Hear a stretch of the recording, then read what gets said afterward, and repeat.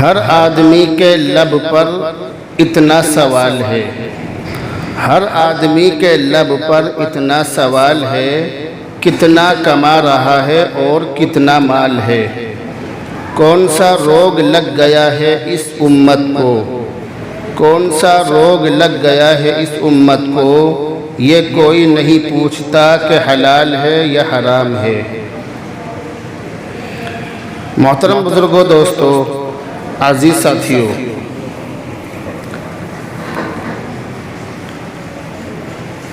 یہ جو مہینہ چل رہا ہے رمضان المبارک کے قریب یعنی بعد والا مہینہ ہے، اور اس مہینے میں بھی رمضان کے مہینے کی کچھ برکتیں باقی رہتی ہیں۔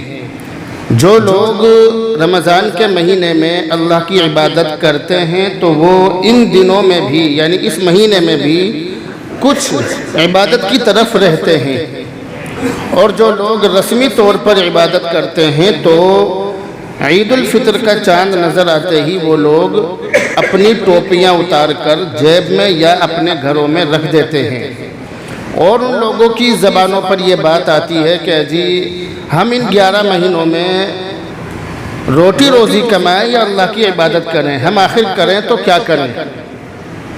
اور آج کے مسلمانوں کی زبانوں پر مذہب اسلام کے جو احکام ہیں، جو مذہب اسلام کی چیزیں ہیں، جو نماز، روزہ، زکوٰۃ، حج وغیرہ ہیں، ان چیزوں سے بچنے کا ایک بہت بڑا بہانہ ہے، اور وہ بہانہ یہ ہے کہ مذہب اسلام بہت مشکل مذہب ہے، اور مسئلہ بال سے زیادہ باریک ہے۔ یہ عام بات ہے، زبانوں پر رہتی ہے کہ دین کے جو مسئلے ہیں، دین کی جو باتیں ہیں، یہ بال سے زیادہ باریک ہیں۔ اگر بال سے زیادہ باریک ہیں تو ہم ان پر کس طرح سے عمل کریں؟ یہ چیزیں بال سے زیادہ باریک ہیں، ہم ان پر عمل نہیں کر سکتے ہیں، یہ چیز زبانوں پر رہتی ہے۔ ایک طرف تو نماز کا وقت ہو رہا ہے اور دوسری طرف ہماری دکان کھلی ہوئی ہے، دکان پر گراہکوں کی بھیڑ لگی ہوئی ہے، تو آخر ہم ایسے موقع پر نماز کیسے پڑھ سکتے ہیں؟ تو لوگوں کی زبانوں پر یہ بات عام طور سے رہتی ہے کہ جی دین کے مسئلے تو بال سے زیادہ باریک ہیں۔ تو آج کے اس بیان میں اسی بات کو آپ کے سامنے رکھوں گا۔ آج کا جو بیان کا موضوع ہے وہ یہی ہے کہ مذہب اسلام آسان مذہب ہے یا مشکل مذہب ہے؟ اگر مشکل ہے تو عمل کرنا بھی مشکل ہے، اور اگر یہ مذہب آسان ہے تو اس پر عمل کرنا بھی آسان ہے۔ اگر آسان ہے تو آپ اس کو سمجھ لیجئے کہ آسان ہے تو کیوں آسان ہے اور کتنا آسان ہے؟ کیونکہ لوگ ان مسئلوں کو سمجھنے کے بعد اور سننے کے بعد یہ کہتے ہیں کہ یہ تو بہت زیادہ مشکل ہے، آج کے زمانے میں کون ان باتوں پر عمل کرے گا؟ یا آج کے زمانے میں کون ان چیزوں پر چلے گا؟ آج کے زمانے میں کون داڑھی رکھے گا؟ آج کے زمانے میں مذہب اسلام کی باتوں پر عمل کون کرے گا؟ اگر ہم نماز پڑھیں گے تو ہمارے بیوی بچوں کا کیا ہوگا؟ اگر ہم مذہب اسلام کی چیزوں پر عمل کریں گے تو پھر ہمارے جو بچے ہیں، ہمارے بچے بھوکے مر جائیں گے۔ یہ بات عام زبانوں پر رہتی ہے کہ عام سی بات ہے، جبکہ اس بارے میں آپ دو باتیں سمجھیے۔ سب سے پہلے دو باتیں سمجھیے کہ ایک چیز تو ہے انعامات الہی اور دوسری چیز ہے احکامات الہی۔ یعنی ایک تو وہ چیز ہے جو اللہ کے بندوں پر احسان ہے، اللہ کی نعمتیں بندوں کو مل رہی ہیں، ایک تو وہ چیز ہے، اور دوسری چیز یہ ہے کہ ہم اللہ کی عبادت کر رہے ہیں۔ اگر ہم اللہ کے احسان کو دیکھیں، اللہ نے ہمارے اوپر جو احسان کیے ہیں، اگر ہم ان کو دیکھیں تو اس کے مقابلے میں ہماری عبادتیں کچھ بھی نہیں ہیں۔ ہم جو نماز پڑھ رہے ہیں، روزے رکھ رہے ہیں، زکوٰۃ دے رہے ہیں، حج کر رہے ہیں، یہ کچھ بھی نیک کام کر رہے ہیں، اللہ کی عبادت، اللہ کے انعام کو دیکھ کر، اللہ کی نعمتوں کو دیکھتے ہوئے وہ ہماری عبادتیں کچھ بھی نہیں ہیں، ہم کچھ بھی عبادت نہیں کر رہے ہیں اللہ کی نعمتوں کو دیکھتے ہوئے۔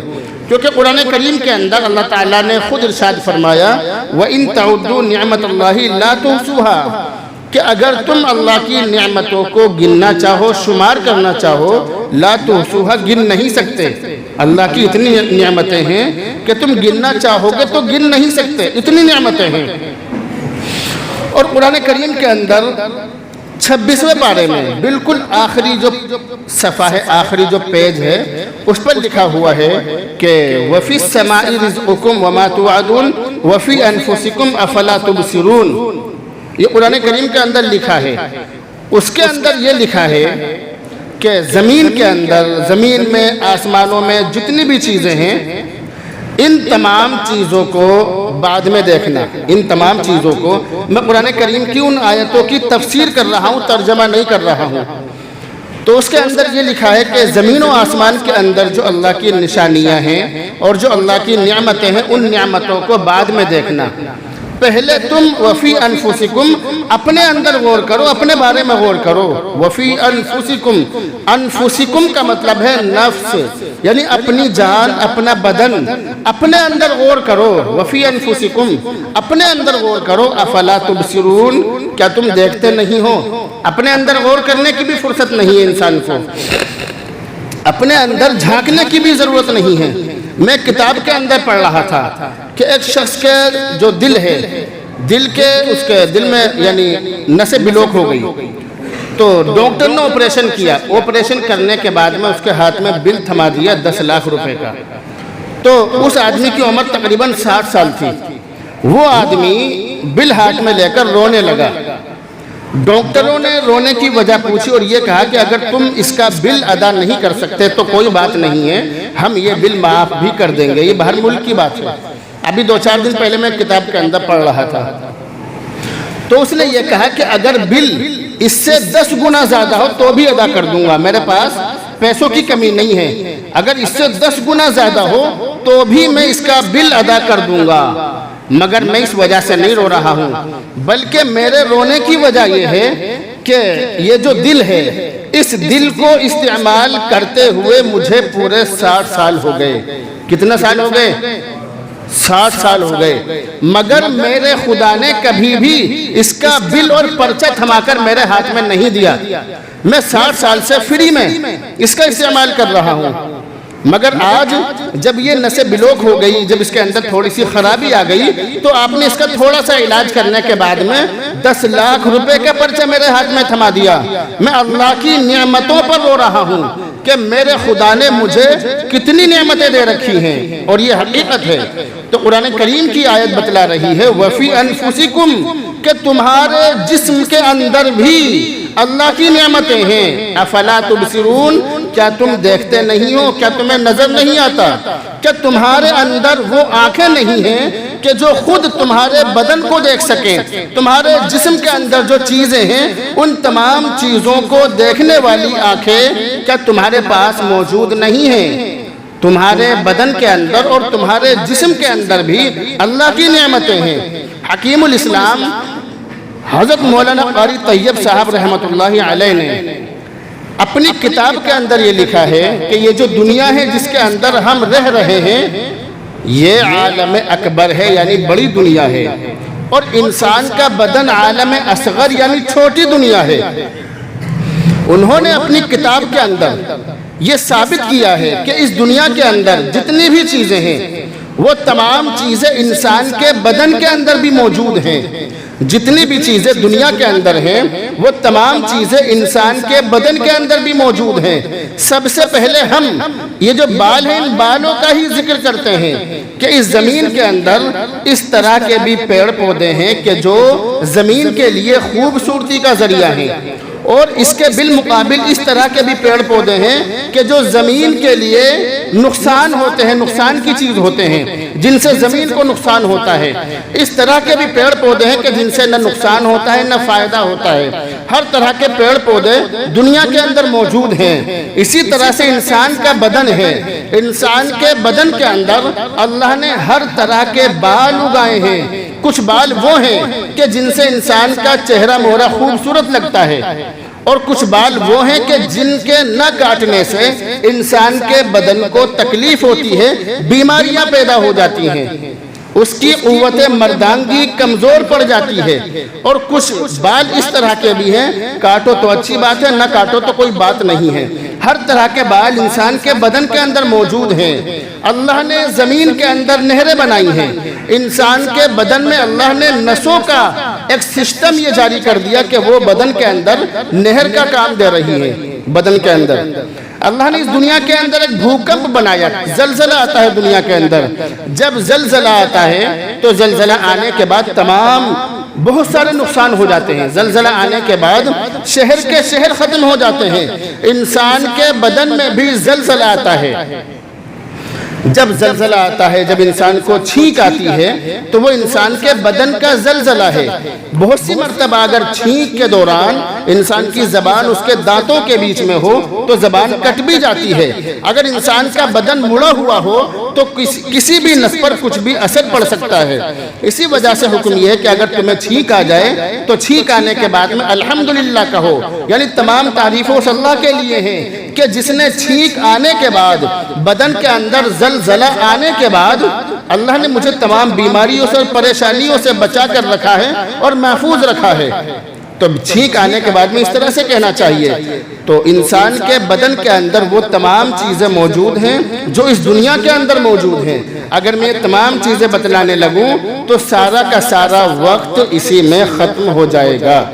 اس لیے اس بات کو یہیں پر روک کر میں آپ کو جہاں سے لے کر چلا تھا وہ بات یہ تھی کہ لوگ یہ کہتے ہیں کہ دین مشکل ہے، ہمارا مذہب مشکل مذہب ہے. ہمارا جو مذہب ہے اس مذہب کے مسئلے اور اس مذہب کی باتیں بال سے زیادہ باریک ہیں. یہ بات لوگ کہتے ہیں. کتابوں کے اندر لکھا ہے کہ ایسی باتیں وہ لوگ کرتے ہیں کہ جن کی فطرت خراب ہے، جو مذہب اسلام پر عمل کرنا ہی نہیں چاہتے.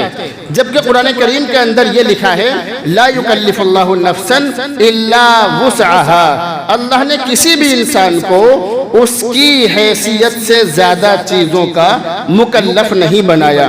کسی بھی انسان پر اتنا بوجھ نہیں ڈالا ہے کہ جس کو وہ ادا نہ کر سکے. کسی بھی انسان پر اتنا بوجھ نہیں ڈالا. جو لوگ یہ کہتے ہیں کہ مذہب اسلام مشکل ہے وہ لوگ مذہب اسلام پر عمل کرنا نہیں چاہتے ہیں، اس لیے مشکل بتلاتے ہیں. جبکہ مذہب اسلام تو بہت آسان مذہب ہے. سب سے پہلے ہم نماز کو ہی لے رہے ہیں. سب سے پہلے ہم نماز کا ذکر کرتے ہیں کہ نماز وہ عبادت ہے کہ جو انسان پر بالغ ہونے کے بعد فرض ہوتی ہے. بالغ ہونے سے پہلے اگر انسان ایک بھی نماز نہ پڑھے تو وہ گناہگار نہیں ہوگا، لیکن بالغ ہونے کے بعد اس پر نماز روزہ فرض ہو جاتی ہیں. انسان کے لیے اللہ نے پیدا ہونے سے لے کر بالغ ہونے تک یہ جو ہوش آنے کے بعد، یعنی انسان کو بچے کو تقریباً 4-5 سال کی عمر میں ہوش آ جاتا ہے، تو ہوش آنے کے بعد تقریباً 10-11 سال پھر بھی اس کے پاس میں رہتے ہیں بالغ ہونے تک. 10-11 سال اللہ نے اسے اس لیے دیے ہیں کہ دین کے جو موٹے موٹے احکام ہیں، جو دین کی موٹی موٹی باتیں ہیں، وہ بالغ ہونے تک ان چیزوں کو سیکھ لے. نماز، روزہ، زکوٰۃ، حج، توحید، یہ جتنی بھی چیزیں ہیں یہ تمام چیزیں انسان پر بالغ ہونے کے بعد فرض ہوتی ہیں.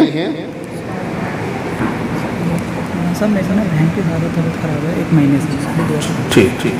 ٹھیک. تو یہ جو جتنی بھی چیزیں ہیں یہ تمام چیزیں انسان پر بالغ ہونے کے بعد فرض ہوتی ہیں. اللہ نے انسان کو اتنا وقت دیا ہے کہ وہ بالغ ہونے تک ان تمام چیزوں کو سیکھ لے. اللہ نے کسی بھی انسان پر اس کی حیثیت سے زیادہ بوجھ نہیں ڈالا ہے. تو بتلانے کا مقصد یہ ہے کہ انسان پر بالغ ہونے کے بعد نماز فرض ہو رہی ہے اور بالغ ہونے کے بعد اس کو یہ حکم دیا جا رہا ہے کہ تو اب نماز پڑھے گا، نماز نہیں چھوڑے گا. بالغ ہونے سے پہلے اس نے جو نمازیں چھوڑی ہیں کوئی بات نہیں ہے، چھوڑ سکتا ہے. لیکن چھوڑ سکتا ہے کہ مطلب یہ نہیں ہے کہ بالکل ہی نہ پڑھے، بلکہ میرے بتلانے کا مقصد یہ کہ دین میں اس کی پکڑ نہیں ہے. آدمی کی پکڑ نہیں ہوگی کہ تو نے بالغ ہونے سے پہلے نمازیں کیوں نہیں پڑھی، اس کی پکڑ نہیں ہوگی. میں آج جو آپ کو بتلا رہا ہوں، آپ کسی بھی بات کا ایک رخ مت دیکھا کرو. آج میں صرف یہ بتلانا میرا مقصد ہے کہ دین آسان ہے یا مشکل. تو دین کتنا آسان ہے صرف وہی چیزیں آپ کو بتلا رہا ہوں. نماز کے بارے میں حکم یہ ہے کہ آدمی کو نماز پڑھنی چاہیے 5 وقت کی. لیکن اگر آدمی کے اندر کھڑے ہو کر نماز پڑھنے کی ہمت نہیں ہے تو بیٹھ کر پڑھ لے. بیٹھ کر نہیں پڑھ سکتا لیٹ کر پڑھ لے، لیٹ کر نہیں پڑھ سکتا اشارے سے پڑھ لے، اگر ہاتھ پاؤں کے اشارے سے بھی نہیں پڑھ سکتا تو آنکھوں کے اشارے سے پڑھ لے، لیکن اشارے سے نماز پڑھے گا۔ تو ایسا نہیں ہے کہ کوئی آدمی آئی سی یو میں بھرتی ہو، ہلکا ہلکا اس کو ہوش ہو اور شریعت کا حکم اس کے لیے یہ ہو کہ تجھے مسجد میں جا کر جماعت سے تکبیر اولیٰ کے ساتھ نماز پڑھنی ہے، ایسا نہیں ہے ہمارے مذہب میں، ایسا نہیں ہے، بلکہ ہمارے مذہب میں ایسا ہے کہ جیسا موقع ہو نماز پڑھ لو۔ اگر آپ سفر میں ہو تو آپ سفر میں نماز پڑھ لو، اگر سفر میں فرض ہی پڑھ سکتے ہو، سنت پڑھنے کا ٹائم نہ ہو تو آپ صرف فرض پڑھ لو۔ اور اتنی آسانی کر دی کہ اگر سفر میں تم سفر میں نماز پڑھو گے تو 4 کے بجائے 4 فرضوں کے بجائے 2 فرض پڑھو گے، 4 نہیں پڑھو گے۔ اسی طرح سے ماں بہنوں کے لیے یہ آسانی کر دی کہ ہر مہینے 8-10 دن جو مجبوری کے دن ہوتے ہیں، ان دنوں میں چھوٹی ہوئی جو نمازیں ہیں ان نمازوں کو بھی نہیں پڑھنا ہے، ورنہ اگر وہ نمازوں کو پڑھے گی تو نمازوں کو پڑھتے پڑھتے پورا مہینہ یعنی 20-25 دن اس کے نکل جائیں گے، پھر دوبارہ مجبوری آ جائے گی، ماہواری ہو جائے گی، پھر دوبارہ اس کے اوپر اتنا بوجھ آ جائے گا۔ تو بتلانے کا مقصد یہ کہ ہمارے مذہب میں مشکل تو ہے ہی نہیں، ہمارے مذہب میں سختی نہیں ہے۔ قرآن کریم کے اندر لکھا ہے لا اکراہ فی الدین، دین میں زبردستی نہیں ہے، یعنی دین کو قبول کرانے میں، دین کو قبول کرانے میں زبردستی نہیں ہے۔ تو بہرحال بتلانے کا مقصد یہ کہ نماز کا جو معاملہ ہے، نماز میں ہر موقع پر آسانی ہی آسانی ہے۔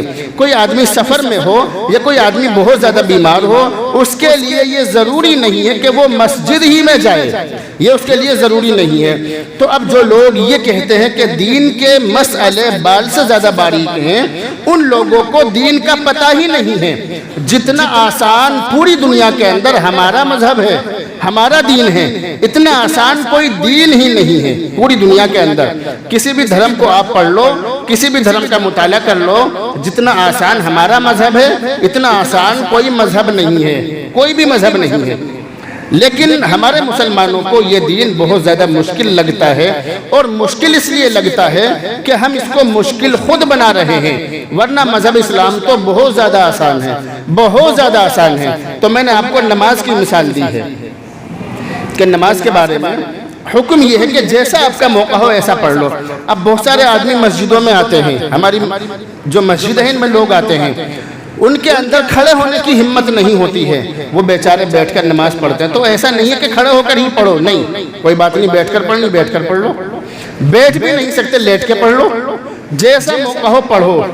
بتلانے کا مقصد یہ ہے کہ جس کے اندر بیٹھ کر پڑھنے کی ہمت نہ ہو، شریعت کا حکم اس کے لیے یہ نہیں ہے کہ تمہیں بیٹھ کر ہی پڑھنی ہے، ایسا نہیں ہے۔ تو جنہیں نیند آ رہی ہے نیند سے باہر نکلیں، ٹھیک ہے، سحری کا وقت نہیں ہے، جمعہ کا وقت ہے، اس لیے نیند سے باہر نکلیں۔ دوسری چیز ہے روزہ۔ روزہ جو ہے، روزہ وہ چیز ہے کہ پوری سال فرض نہیں ہے، روزہ پوری سال فرض نہیں ہے، بلکہ صرف مہینے میں، سال میں 1 مہینے کے روزے فرض ہیں۔ اگر اللہ کی طرف سے یہ حکم ہوتا، ہاں میں نماز کے بارے میں بتلا رہا تھا کہ نماز بھی صرف 5 وقت کی فرض ہے، ایسا نہیں ہے کہ 24 گھنٹے نماز پڑھتے رہو، ایسا بھی نہیں ہے۔ 1.5-2 گھنٹے کی نماز ہے 24 گھنٹے میں، باقی جو آپ کے پاس میں 22-23 گھنٹے سارے کے سارے اپنے کام میں لگاؤ۔ یہ کوئی ضروری نہیں کہ آپ مسجد میں پڑھے رہو، لیکن اللہ کے بندوں کم سے کم نماز تو ہمیں پڑھنی ہی پڑے گی۔ روزے 1 مہینے کے فرض ہیں، اگر اللہ کا حکم یہ ہوتا کہ پوری سال رکھنے تو بھی رکھنے پڑتے، لیکن صرف 1 مہینے کے فرض ہیں۔ اس کے بارے میں بھی حکم یہ کہ سحری دیر سے کھاؤ، سحری دیر سے کھاؤ اور افطار جلدی کرو، تاکہ اس کے بیچ کا جو وقت ہے اس میں تمہیں زیادہ پریشانی نہ ہو۔ سحری آخری وقت میں کھاؤ، افطار پہلے اول وقت میں کرو، تاکہ جلدی سے جلدی تم روزے سے فارغ ہو جاؤ۔ اس کے اندر بھی حکم یہ ہے کہ جو آدمی سفر میں ہو اس کے لیے بھی روزے رکھنا ضروری نہیں ہے، وہ چاہے تو بعد میں آ کر قضا کر سکتا ہے، عید کے بعد میں۔ کتنی آسانی ہے۔ جو ہماری ماں بہنیں جنہیں MC ہو جاتی ہے، ماہواری ہو جاتی ہے، وہ بھی روزے نہیں رکھیں گی، وہ بھی عید کے بعد میں رکھیں گی۔ بہت سے آدمی اتنے زیادہ بیمار ہو جاتے ہیں کہ ان کے اندر روزہ رکھنے کی ہمت ہی نہیں ہوتی ہے، ایسے لوگوں کے لیے حکم یہ ہے کہ وہ عید کے بعد میں روزہ رکھیں گے۔ اسی طرح سے اگر کوئی عورت اتنی زیادہ یعنی کسی عورت کا چھوٹا بچہ ہے بار بار دودھ پیتا ہے اور اس کے دودھ پینے کی وجہ سے عورت کو اتنا زیادہ روزہ لگتا ہے کہ اس کی جان چلے جانے کا خطرہ ہے، اس کے لیے بھی روزہ چھوڑنے کی اجازت ہے، وہ ان روزوں کی قضا عید کے بعد کرے گی۔ تو ہمارا مذہب مشکل نہیں ہے، ہمارا مذہب بالکل آسان ہے۔ لوگوں نے اسے مشکل بنا لیا، ہم لوگوں نے اسے مشکل بنا لیا۔ میں آپ کو وہ باتیں بتلا رہا ہوں کہ جو ہمارے مذہب کے اندر بالکل آسان ہیں، مگر لوگوں نے ان چیزوں کو مشکل بنا لیا ہے، وہ چیزیں مشکل نہیں ہیں۔ اسی طرح سے بہت سے آدمی اتنے بیمار ہوتے ہیں کہ ان کے صحیح اور تندرست ہونے کی امید ہی نہیں ہے۔ ایسے ہی بہت سے آدمی اتنے زیادہ بوڑھے ہو جاتے ہیں کہ بوڑھے ہونے کے بعد تو جوان ہونے کی امید ہی نہیں ہے۔ ان دو طرح کے لوگوں کے لیے، جو آدمی بہت زیادہ بوڑھا ہو گیا ہو یا اتنا زیادہ بیمار ہو کہ صحیح ہونے کی امید نہ ہو، ان دونوں لوگوں کے لیے حکم یہ ہے کہ وہ اپنے روزوں کا فدیہ ادا کریں گے۔ رمضان کے مہینے میں بہت سارے شوگر کے مریض اور اسی طرح کے مریض میرے پاس میں آ رہے تھے اور مسئلے معلوم کر رہے تھے کہ ہماری والدہ بیمار ہے، ہمارے والد بیمار ہیں، ان کے روزوں کا فدیہ کتنا ادا کریں۔ اس بارے میں یہ سمجھ لیجئے کہ فدیہ اس آدمی کے یعنی اس کے روزوں کا دیا جائے گا جو آدمی اتنا زیادہ بوڑھا ہو، جو شخص کہ اب اس کے یعنی امید ہی نہیں ہے کہ اب اس کے اندر کبھی اتنی طاقت آئے گی کہ وہ روزے رکھ لے، یا کوئی آدمی اتنا بیمار ہو کہ صحیح اور تندرست ہونے کی ہی امید نہ ہو، تو ان دو طرح کے لوگوں کے لیے اپنے روزوں کا فدیہ ادا کرنا ضروری ہے۔ ایک روزے کا فدیہ 2.25 کلو گیہوں یا اس کی قیمت ادا کرنی ہے۔ اور بہت سارے ہمارے جو ملنے جلنے والے ہیں، ہمارے ماں باپ ہیں، بہن بھائی اتنے زیادہ بیمار ہو جاتے ہیں کہ وہ بستر پر ہی پڑے رہتے ہیں، نماز پڑھنے کی بھی ان کے اندر ہمت نہیں ہوتی ہے۔ ایسے لوگوں کی نمازوں کا بھی فدیہ دیا جائے گا۔ ایک نماز کا فدیہ 2.25 کلو گیہوں یا اس کی قیمت ہے۔ ایک دن کی 6 نمازوں کا فدیہ دیا جائے گا، 5 نمازیں اور جو وتر ہیں واجب ان کا فدیہ الگ سے، یعنی 6 نمازوں کا فدیہ روزانہ دیا جائے گا۔ جتنے دن تک بھی ہمارا مریض بیمار رہے، ہمارا جو رشتہ دار ہے وہ بیمار رہے، اتنے دنوں کی نمازوں کا فدیہ دیا جائے گا۔ تو ایسا نہیں ہے کہ بیمار آدمی کو کھڑا کیا جائے کہ تمہیں نماز پڑھنی ہے، ایسا نہیں ہے۔ ہمارے مذہب میں بہت آسانی ہے، ہمارے مذہب میں بہت زیادہ آسانی ہے۔ الدین یسر، دین آسان ہے۔ اللہ کے نبی نے اسی حدیث کے اندر فرمایا کہ جس نے دین سے مقابلہ کیا اور اس پر عمل کرنے کی کوشش کی تو وہ دین سے جیت نہیں سکتا، بلکہ دین اس پر غالب آ جائے گا۔